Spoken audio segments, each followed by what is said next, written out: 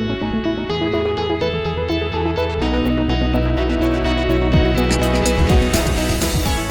everybody, it's Clarke Camper with the April edition of Wall Street and Washington. Today I'd like to cover three things. First, I'd like to talk about the recently enacted Federal Jobs Act.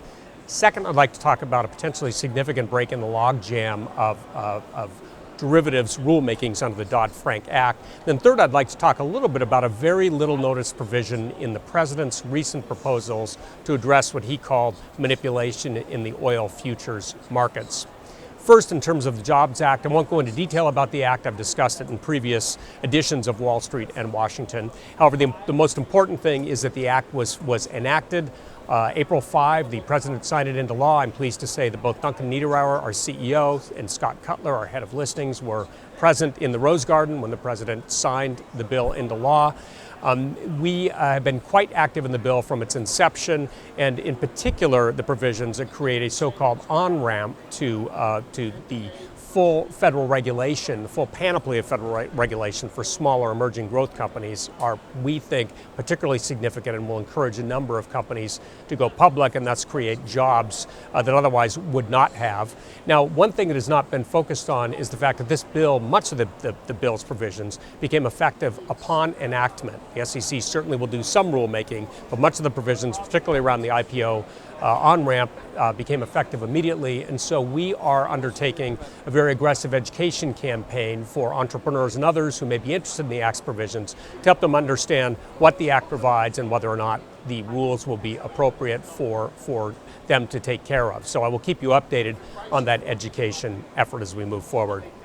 Second, I wanted to talk about a potentially significant development that would create a break in the logjam that's developed so far around implementation of the Dodd-Frank derivatives rules. As we've discussed on previous editions, there's been quite a lengthy delay in finalizing the Dodd-Frank Act derivatives rulemakings, and one of the issues was that, in fact, the principal definition of who would be subject to many of those rules was not yet decided. So, of course, it's obviously hard to develop a set of rules until you know who they apply to. Well, we finally, again, had a significant development in that regard. Just yesterday, both the SEC and CFTC issued substantially similar definitions for who would be considered a swap dealer and thus subject to the principal provisions of the Act.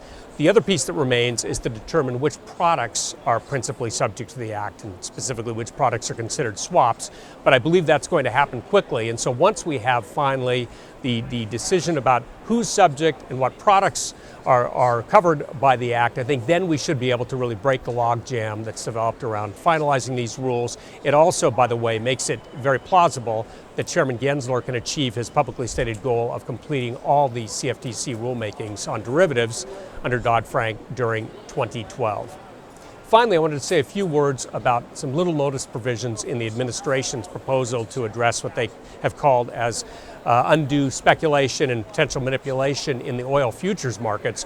One of those provisions actually empowers the CFTC to set margin for oil futures trades. Now, this idea of giving the CFTC authority to set margin for those trades has been kicking around for a while, but to my knowledge, it's always been a fairly non-mainstream idea. Now, this was the first time, obviously what's significant in this case is that this is the first time that a very mainstream participant, the president, and then also the CFTC chair, Gary Gensler, specifically endorsed this as an important part of the federal tool chest to address potential manipulation of the oil markets. So my understanding is that it actually would take legislation to enact this provision. That is unlikely in this election year. However, you can never say never around a politically volatile issue like gas prices. And you need to watch that space, particularly if you have a specific interest in the issue. So with that, I'll wrap things up. We'll see you next month on Wall Street and Washington.